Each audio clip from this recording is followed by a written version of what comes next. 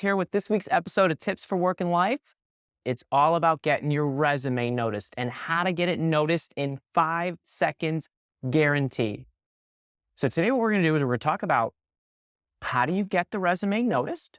What's actually happening when someone opens your resume? So how do they look at it? How can you make sure that you're getting on top of them right away so that they recognize this as something that they want to continue reading? And the third thing we're going to talk about is what not to do. 6 seconds is the number, which means you have 5 seconds to interrupt that person to make sure that you get their attention and that they're noticing what you have. So what's actually happening in that 6 seconds? First thing that I do, the first place my eyes go, so my first eye glance is at the top. I'm looking at the top center. I'm looking for your name. I don't need to see a whole lot of other stuff. I'd like to see your address because I'd like to know where you live, but I don't need to see a whole bunch of letters and other hieroglyphics after your name that's just going to prohibit my ability to remember it. The next thing that I do is I look all at once at the top half of the first page of what should be a no longer than 2-page resume. But I look at the top half, the whole top half, I look at it all at once. And I'm looking for something in particular that I'll talk about in a couple of moments. But I look at the top half of the first page.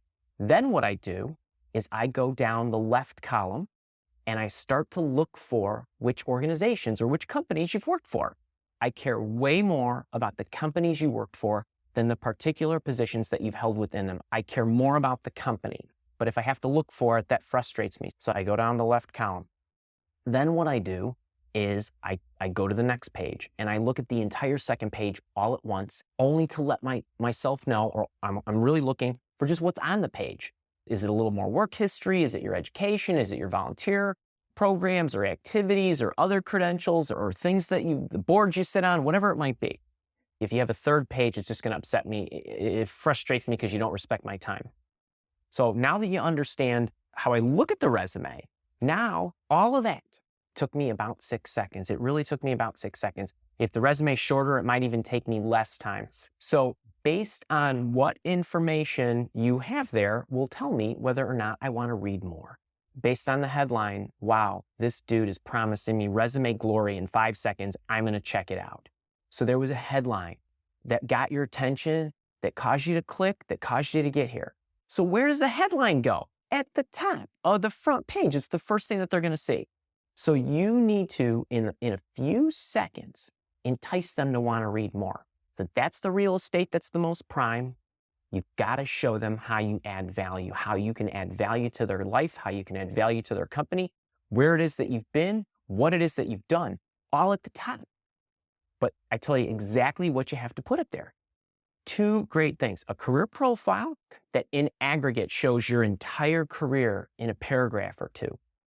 And the second thing is your career highlights. What value you've contributed and how an organization, a customer base, or some body of people or groups has improved because of what you've done. The important message that I want you to understand is at the top half of the front page, that's where you put the career profile and the career highlights. They'll be enticed.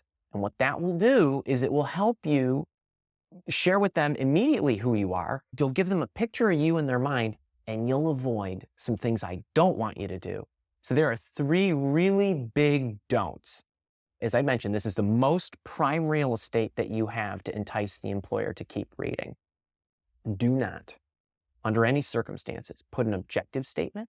An objective statement is what you want, not what you offer. The second thing that I see a lot of people do that waste tons of real estate is putting a laundry list of skills.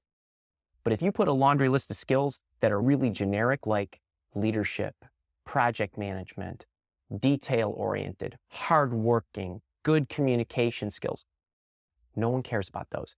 That is your opinion of yourself. What you need to do is you need to make sure that you're stating facts and evidence of why you are as awesome as you are.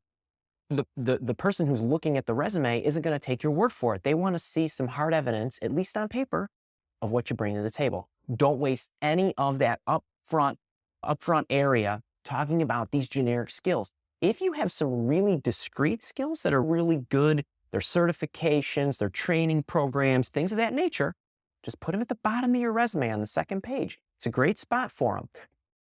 The third thing, if you are a professional, and when I say professional, I mean you've been working for longer than 24 hours, don't put your education at the top. Put your education at the bottom. The moment you have your first job and you are working, you're now a pro.